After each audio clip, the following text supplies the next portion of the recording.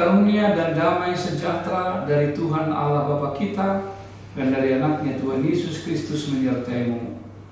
Amin. Bapak, Ibu, dan Saudara yang kami kasihi dalam Kristus Yesus Tuhan kita, renungan harian pada kita di hari Sabtu 29 Agustus tahun 2020 tertulis pada kitab Mazmur pasal 26 ayatnya yang ketiga. Sebab mataku tertuju pada kasih setiamu, dan aku hidup dalam kebenaranmu. Salam sejahtera dalam nama Tuhan Yesus Kristus. Dunia kanak-kanak adalah dunia yang penuh dengan ingatan. Ribuan bahkan jutaan kenangan masih diingat dengan baik dalam memori kita. Baik kesan yang baik-baik maupun juga kesan yang kurang baik, bahkan pahit, masih diingat dengan baik. Saat bermain atau berenang di sungai dengan sejumlah kenangan khusus masih tak terlupakan. Saat asik-asiknya berenang, tiba-tiba kotoran manusia yang dikirim dari hulu sungai mengganggu keasikan yang telah dinikmati. Pokoknya banyak hal yang sangat rapi tersimpan di ingatan. Ada kalanya pengalaman berhubungan dengan pembelaan diri atas sebuah tuduhan. Misalnya ada yang kehilangan buah jambu yang telah diniatkan pemilik untuk dijual esok hari di pasar. Baginya sudah ludes, hampir tak berbekas. Siapa lagi yang disasar?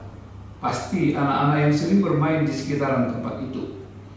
Pemilik tentu sangat marah. Dia mulai melakukan investigasi melalui kesaksian orang-orang di sekitar. Bahkan mungkin memanggil anak-anak yang sering bermain di sekitaran lokasi. Pemilik bukan hanya bertanya dengan sikap emosional, bahkan langsung menuduh, "Kalian yang mencuri kan? Ayo ngaku." Anak-anak dipaksa mengaku. Semua menjawab tidak melakukan itu. Biasanya ada 1-2 anak yang berani membantah dan bersuara dengan nada tinggi juga. Bahkan ada keluguan anak dengan jawaban yang klasik. "Lak mate, laus mate." Sedikit bernada sumpah bahwa dia tidak melakukan. Bahkan mati pun dia bersedia disumpah. Pembelaan akhir yang terpaksa diucapkan saat orang lain tetap tidak percaya atau tidak mau menerima keterangan. Semacam cara meyakinkanlah, bahkan minta dipercaya, dibenarkan bahwa dia tidak bersalah.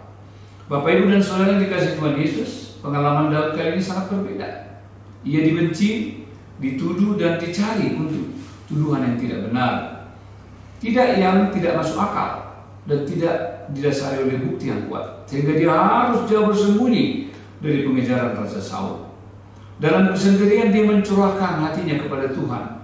Segala perasaan dan suasana hatinya sangat berkecamuk, bahkan bertempur dengan banyak hal. Bagaimana dia dapat menerima keadaan itu, tuduhan dan kebencian itu? Karena dia berdoa dan menunjukkan hatinya kepada Tuhan. Sebab dia percaya bahwa hanya kepada Tuhanlah segala pengaduan dan beban boleh disampaikan. Hanya kepada Tuhanlah dia boleh menyampaikan segala perkaranya. Sebagaimana tertulis pada Filipi 3:14, segala perkara dapat kutanggung di dalam Dia memberi kekuatan kepadaku. Dalam kehidupan kita, mungkin ada pengalaman yang pernah terjadi dalam hidup kita pribadi lepas pribadi, atau juga sebagai suatu kelompok tertentu. Mungkin sumber tuduhan itu datang dari orang-orang yang sungguh-sungguh membenci kita dengan mengatakan bahwa kita bersalah. Padahal kita tidak melakukan kesalahan seperti yang dituduhkan. Maka kita akan membela diri. Kita tidak bisa terima dengan begitu saja. Kita semua jalan pembuktian tidak dapat diterima. Maka tak ada usaha lain kecuali mata kita hanya tertuju kepada Allah. Sebab Dialah satu-satunya sumber pertolongan kita. Mari kita mempercayakan segala perkara itu kepada tangan Tuhan yang Maha Kuat. Mungkin saja tuduhan kita bersalah dilakukan oleh orang-orang yang ada di sekitar kita. Bahkan mereka yang mungkin dekat dengan kita. Dan yang paling buruk oleh keluarga yang paling dekat dengan kita. Bagaimana perasaan dan hati kita? Pasti hancur dan terpukul, seperti yang dialami oleh Daud ketika dia menghadapi kejadian semacam ini. Makanya kepada Allah semata-matanya tertuju. Sebab kepada siapa lagi kita harus mengadu? Harus menyampaikan argumen bahwa kita tidak salah? Sebab hanya Allah lah yang tahu semua siapa kita di hadapannya. Sebab hanya Allah yang mengetahui hati sampai kepada bagian terdalam. Karena itu marilah kita selalu mengarahkan mata dan hati kita kepada Tuhan Yesus, Sang Gembala Agung, supaya Dia bertindak dan membela seluruh perkara kita. kita. Amin, kita berdoa. Terima kasih Tuhan untuk firman-Mu hari ini yang menginspirasi kami dari pengalaman Daud ketika dia dituduh, ketika segala perkara dialamatkan kepadanya bahwa dia orang yang bersalah sehingga dia dikejar oleh Raja Saul.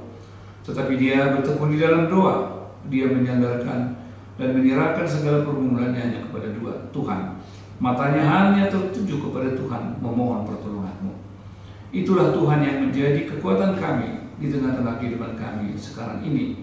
Bahkan di tengah-tengah beratnya kehidupan yang dihadapi masyarakat karena dampak dari pandemi ini, biarlah mata kami hanya tertuju kepada Tuhan sebagai sumber pertolongan kami.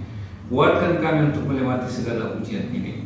Terima kasih Tuhan untuk akhir pekan ini. Ini adalah karunia yang sangat besar dari-Mu. Biarlah Tuhan yang senantiasa menjagai kami, juga mempersiapkan hati kami menyambut persekutuan esok hari dalam ibadah minggu, supaya kami sungguh-sungguh hanya bersekutu kepada Tuhan, menerima kekuatan dan menyerahkan hidup kami hanya kepada-Mu. Terima kasih Tuhan, biarlah seluruh kehidupan kami hanya kami serahkan di dalam Tuhan Yesus Kristus Juru Selamat kami. Amin. Anugerah Tuhan kita Yesus Kristus, kasih setia Allah Bapa, dan persekutuan dengan Roh Kudus menyertai-Mu hari ini sampai selama-lamanya. Amin.